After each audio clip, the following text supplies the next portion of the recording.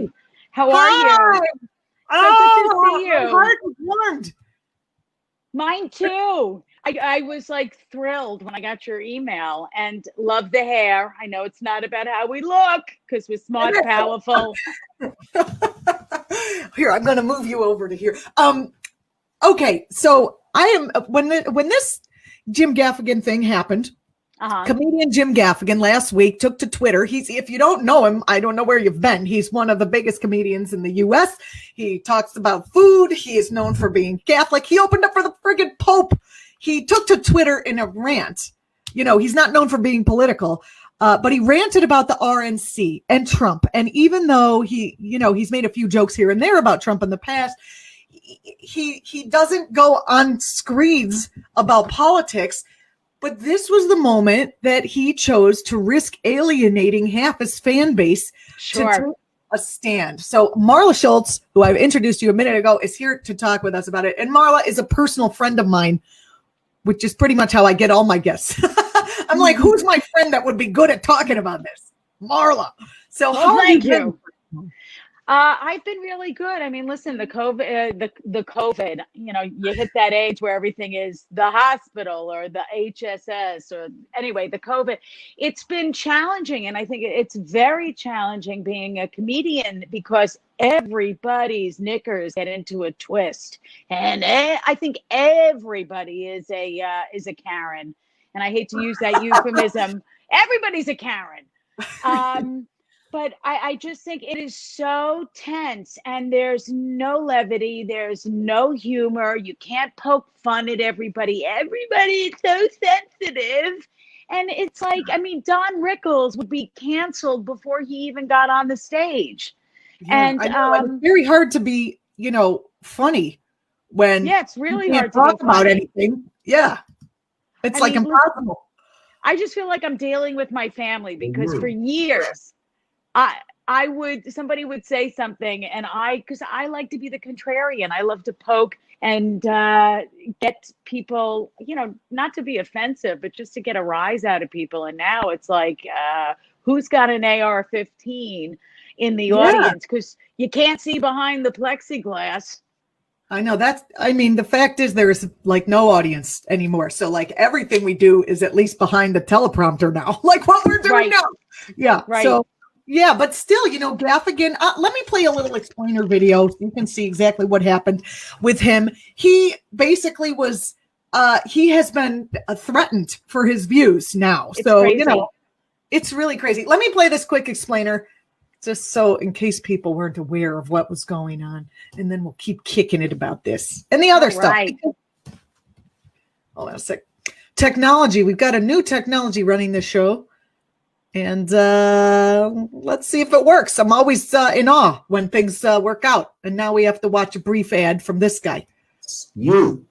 Because I can't skip it. Quick, one question. I know. I can skip it. Goodbye, Chuck.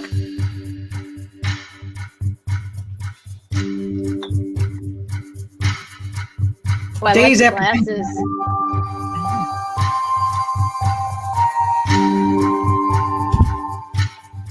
So if I believe I won't sway any voters, why speak out like I did? He said. He had no choice.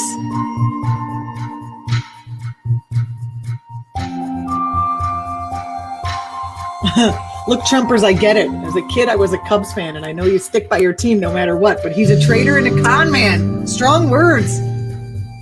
And Trump just creates enemies. You can't trust him. He's been incompetent. He also swore a lot, which I respect. Oh, I'm down with that, Juliana. Here's the thing about clean comedians. Yeah. Clean comedians only are clean for business. That when you sit with them in the green room, it's not like they maintain their, right? I mean, everyone just kind of lets it loose and talks. Yes. But listen, I mean, he's worked, he is a wordsmith and brilliant, and he's worked really hard to keep clean. And listen, whenever you wanted to do TV, you want to do corporate gigs, it's more than just the business, but it's being clean and coming up with a word besides the F-bomb. It takes, it takes a little bit of smarts, and it's not it's when you use like, when you use the F-bomb or whatever, it's an easy laugh because it's shocking. And it's like, ooh, I can't believe they just said the F word in a public setting, you know? Mm-hmm. And it's surprising that that's still shocking in this day and age. I mean, we're not like Victorians. At this point, the F-bomb is everywhere. No, I know. And I mean, we still are puritanical regarding sexual mores as well as language. But in terms of Jim, it's more than him just, having a F-bomb laced tirade. It's here, so many comedians, like I really refrain from getting into any kind of public or political discourse because you don't want to offend the audience, and it's all about cheeks in the seats, and you want to be invited back, and you don't want the club owners to get like a myriad of complaints. But what I think is really interesting from a psychological standpoint is it's like everybody is having these feelings. It's like Mount Vesuvius, and we're just about to blow. And for somebody who's like Jim, who's prided themselves on not using foul language, and for him to just, it's like this pimple that finally came to a head. Hello, Dr. Popper. He just had to let it raise because that's what this president is doing to the country. He's igniting such visceral reactions, and it's dividing families, it's dividing friends, coworkers, acquaintances, and the country. So he was able to take a stand, and he is going to lose viewers, but he did that. And I think, I'm sure if we talked to him himself, he would say, well, yeah, I can lose viewers, but some people actually died to, for the causes that we're basically, against fascism, what's happening in our country. So what do you make of the fact that people are really standing up in the entertainment industry and using their platforms to speak to the moment? I think it's really important, but in my humble opinion, and my husband and I agree, this is what I think Biden's tagline should be is, it's the virus, stupid. Remember Clinton? It's the economy, stupid, and just drill it home. But in terms of Hollywood and Hollywood elite, I think it is important, but we also have to remember that also alienates the middle and the right. And there's that divide, there's that dichotomy. But I think the more people that they enlist, look at all like former presidents, former Republicans that are standing up and speaking out against the current regime. And I say regime, I think it's really important, because how do you flip the switch for people that are like, well, the economy's doing well, or the big businesses or big pharma that get the bailouts, but the little people are not going to have money to buy the drugs or take the cruises or get on a plane. I think comedians are like trusted to kind of tell it like it is, and from him, we're not expected to just put on airs and that's why people come to see our shows. They want to hear what you have to say, and you're going to keep. And they want to laugh. Yeah, they want to laugh. Exactly. Because exactly. Doesn't everyone want to laugh? That's like the Clearasil on the pimple. I'm sorry for this metaphor. What were you doing right before you came on the program?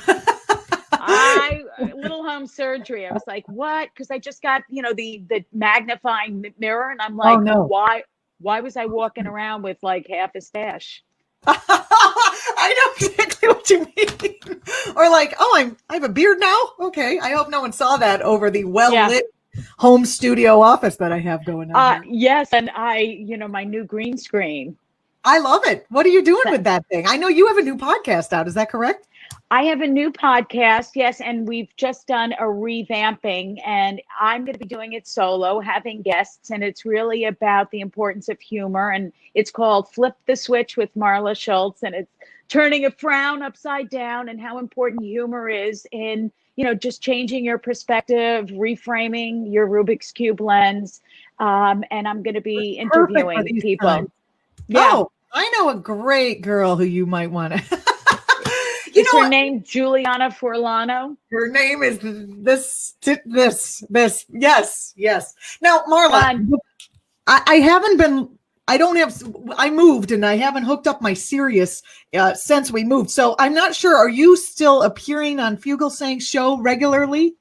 I haven't. I kind of took I haven't, but in the past, I was, the contrarian. Yes, I was a regular on his show, and that's let me put that on my to-do list. I'm gonna peg him. No, it's been about a couple of months. That's it. But yeah, I'll be back on the airwaves. Is like back to comedians talking about politics. Fugelsang is one of the comedians who talks about how, he really wanted to do politics, and maybe we'll have him on this program if we can, that he really wanted to do politics, and he kind of took a hit for that. He wound up rising to the top anyway, because he's super talented and brilliant, very sharp, brilliant. Exactly. I feel like I'm taking a Corsica, Harvard's Corsica courses every time I appear on his show. Yes. And I'm like, where's my certificate? I feel like I'm just like, he's so fast and sharp that I just like watch it in amazement. Yeah. I have to be my absolute best to go on the show with him. He's amazing. And one of the great things that he does is he brings on all kinds of comedians, which is terrific. Right. You don't have to be Jim Gaffigan in order to get on the show, but he also does bring Jim Gaffigan on. So yeah. Can you talk about like the role? What do you think of the role of comedy during a moment like this with the pandemic and the social justice, racial justice uprising and pending fascism? People are in this like serious mind. I myself I was like, protect your kid. That was the main mindset I had since February. And it's hard to be all like fight or flight, protect your kid, and laughing at the same time. Are people ready to like come out of the fight or flight and get their laugh on? I think so. Listen, I just did a big show up in Massachusetts at this resort that I've gone to, and I had to perform up on a hill under a tent surrounded by tiki torches, and down the hill was 25 people socially distanced wearing masks. I couldn't hear the laughter, and I kind of felt like I was in The Handmaid's Tale. Did you wear the outfit just for? I know, it's funny because I live in a place now, and they're like, "Hey, do you know any comedians who could come up and we could have like a regular thing?" I'm like, "I do, but could you get a microphone? Allowed and a plexiglass stand." No, and then the second show, I did it behind plexiglass, and I didn't have my glasses on, so I'm like clunk, clunk, and I also felt like a prostitute in Amsterdam. That's hilarious. Crazy. Thank you. What did you do with the audience when you were behind plexiglass? They were there. You have to speak louder, but then again, you don't, you just see eye movement, and usually, people's eyes, they're open, and then if your mask is covered, you can't really gauge if you can't hear them, if they're laughing. It's challenging. And I even said, but I go, are you guys having a good time? And then they broke out in like applause. So I was like, all right, maybe I will do this again. You and I talked so much in the past, just in our other things how we've known each other, about the use of humor, the role of humor. And yep. I think that idea of, people are getting burned out. They're burned out of the everything. They're burned out of the everything. And now that summer is over, and summer was supposed to be this kind of moment of release, moment of well, at least you can go outside and it's not freezing kind of thing. And now fall is staring us staring down the barrel at us. The election is staring down the barrel. People are wondering, like, the schools, are they going to stay open? Is COVID going to just wash the whole country again? What is happening? I think it's so important that we have comedy now, because you can't really respond properly. And some of it is just fucking absurd. If your brain is always frightened, you're not going to be responding properly to your circumstance. And that increases cortisol, and that increases your fat middle center. I should know. I'm so glad. And my beard grows more. Yes. Yes. Testosterone makes the facial hair grow. Yeah. Because that's when you're enraged, and that's when the fight or flight, and you're walking down the street, and it's like, is that a crazy person? Are they going to take off their mask and spit at me? But Judy Gold just came out with a new book, and she said, if they start attacking the comedians, then we're really in trouble. And I just, I have friends that are Republicans, and it's really hard to like make the distinction and say, wow, I can't believe they are, they support a man who thought that China virus was a hoax, created a super spreader event at the RNC, completely, anyway, I don't have to go into all because, I'm sure you're covering, but it's really hard to make the distinction of, wow, they've been there for me. They're tried and true. They're like family. But the fact that they are lean right it's a hard pill to swallow. And then you have to not talk about it. But, it's like, how do you not judge somebody? The right also doesn't want jokes. They can't take a joke. They've never been able to take a joke. No, I mean, liberals, I did Laughing Liberally for a long time, and liberals, they don't fucking laugh either, but for different reasons. You know what I mean? Absolutely. No, they take themselves too seriously. And, listen, they're just as emphatically dogmatic about their message that the right is. And, the whole freedom of speech. I mean, I just think you got to meet somewhere in the middle. I agree. I'm for centrism when it comes to comedy because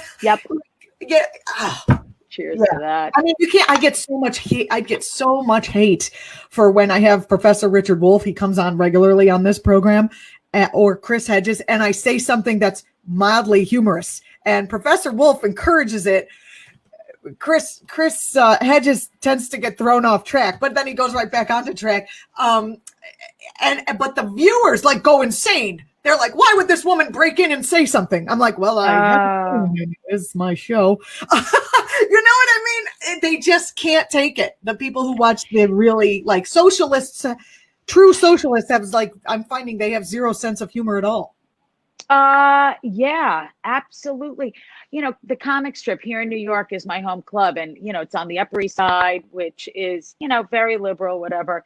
And I do a joke, and if I'm going to do a political joke, I use a very random, benign topic, and I said, people are just so insane, and it's like everything is so PC. I was in Pilates, and the teacher said, all right, ladies, let's all sit Indian style. Oops, can't say it. It's crisscross applesauce. And I was like, crisscross applesauce? That sounds like you need that sounds like you need an antibiotic for it, or it's a deterrent for sex. Oh, no, I am sorry. It's crisscross applesauce. Crisscross applesauce. Oh, but everybody's so bent out of shape. And you know what? Everyone wants to be mad all the time. How do you do comedy in that atmosphere? Right. And I think this is the time to buy stock in Big Farm if you can afford it for the antidepressants, anti-anxiety. I mean, Xanax is my Pez dispenser of choice. So there is actual live comedy happening in small doses around the country. But there's a lot of online stand-up happening. Have you taken part in any of that? Yeah, I have. And just a couple. You hear other comics, and then the sound, there's that delay, there's overlap. And so you're like, was that a burp or was that a laugh? Should I still keep? Yeah, right. Yeah. Should I still stay on this thing? But I know Jim, or stay on this topic, Jim was doing these live drive-ins, and, doing an outdoor show, as I just indicated, is tough, but performers need to get out and flex that muscle. Otherwise you get flabby, and then it just adds to the COVID-19 or 29 or whatever it is. Or 35. Yes. Oh, that's so true. Not you, girlfriend. You look great. Thank you. That's what I'm sitting down wearing black. Great minds think alike. I was like, it's funny because I was like, ooh, I'm having Marla on, New York comedian. I'm wearing my black comedy shirt because I always wear like a black shirt whenever I do stand up. It's like sometimes I wear red on this program or blue. You know, the generation below us, you know, they wear mini skirts and it's all about talking about sex. And I did that when I was single, but it's, you know, I think women, it's time for us to, you know, stand up and, you know, have the balls to make fun of men and the patriarchy. And, you know, I don't know why men can't pick up after themselves. You live with a man. I mean, we can start chipping away. We'll start with the socks and get to like, why do you have to explain shit to me that I already fucking, you know, I remember doing stand up in a gay club and, can you say gay? Can you say gay? You can say gay, right? Am I off? I'm cut. And I was like, I got all worked up about something while I was doing it. And then I kind of off the cuff said, nobody likes an angry woman. And all the women just went nuts because they were like, yeah, we're not even allowed to get angry about anything. So I don't know. Yeah, but did all the people who identify as women, yes, that don't read what is it? What's her name? Who wrote, what's the big book? Everybody's in a tizzy about Harry Potter. Oh, yeah, right. Yeah, I don't know. This was pre-Potter. I've been at this game a long pre-Potter. Time. Yeah. Okay. Pre-Potter scandal, at least. Yeah. Yeah. Oh, gosh. We're talking with Marla. Oh, I'm sorry. Go ahead. No, I was just going to say, sorry about the tech camera sitch. Oh, no. That's good. Oh, is it? Oh, okay. Because I had to do it on my phone. Good. No, you look good. You look good. And I like the green background. What are you doing with the green background? Well, you know, when I do Zoom calls, I can do the virtual backgrounds. I can take my own headshots. This is my portable. I built a bunker here with these backgrounds, so I could literally be anywhere. Which I am. There you go. There you go. Marla, when's your next podcast coming out? Well, we just ended Jen and Marla's Ageless Adventures, and it was you know, a woman in her 30s and a woman in her 50, and so we just stopped that, and I'm going to be launching on like the end of September on Governor's Comedy Club Radio, and it's called Flip the Switch with Marla Schultz. It's going to be so great. I'm so excited about that. And I liked what you were already doing. But this new thing is terrific. Marla, thank you so much for being on the program and talking about what I think was a brave thing that Jim did, even if he did it in a moment of like, I can't take it. But again, that's what's happening to everybody. Like, you know, my husband, we can't even watch Trump. And you know what? And I think the media has to take responsibility. Yes, he's his president, but wouldn't it be great to just not have the soundbite and just say, oh, today's Donald Trump-ism, blah, blah, blah, blah, blah. And then maybe go to happier news. I mean, isn't it crazy how he's driving people over the edge? He's driving you over. He drives people over the edge, just seeing him. And today he's going to Kenosha. Like they need that. Right. And he's celebrating the kid that killed somebody. He's an American who was threatened. Did you ever see the Borgias on Showtime? Yeah. Okay. This is the modern day Borgias. They're just all evil, soulless, and you know they're wearing masks off camera. Yeah, exactly. Yes. I know we have to wrap. I just want to say one thing. Kimberly Gargoyle, don't cry for me, Argentina. She had COVID. Like, why are they? And like Pence's right-hand person and Stephen Miller, the devil child's wife, had it. Like, why don't the real people get it? Why only the wives and the people stand by? I'm wondering. I don't know. Anyway, I know you got. Yeah, what do you mean? Like, how could she possibly get up there and be like, it's a new America when she had? There's no such thing as COVID when she had COVID. But I think, did she really have it, or did they just say it to then, you know, spread the, you know, HQ2, hydrochloric? I can't even say it. No, I don't know. It's hard to even know what the hell's real. There's nothing trustworthy anymore. It's crazy. Yep, it's scary. That's why comedians are important, because comedians are trusted in a way that news people and politicians are not.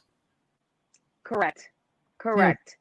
But I want to say one thing, Mayor de Blasio, you piece of duty. Like, what is so upsetting is that all the rioting is happening in the Democratic cities, and I think our leaders in the Democratic Party have really got to step up, anti-crime, because that's what's going to flip the needle and make people, vote for this guy. Because people feel like their personal safety is at risk. I don't think the Democratic cities are going to flip, but then, yeah, you're right. It's people watching the Democratic cities. I had someone here. Yeah. I had someone here say, I'm like out in the country right now, say to me, they're coming here. I'm like, who's the they? Do you know that I'm here? Do you feel, threatened by me? Like, you know what I mean? They just have this crazy notion of what's going on. So yeah, one day at a time. We'll fight the crazy as best we can. Okay. All right. Thanks, Thank Marla. you. I appreciate you coming on. It was really nice to see you. I've missed you. I missed you too. I'm always available. Okay. All right. I'll talk to you soon. Bye.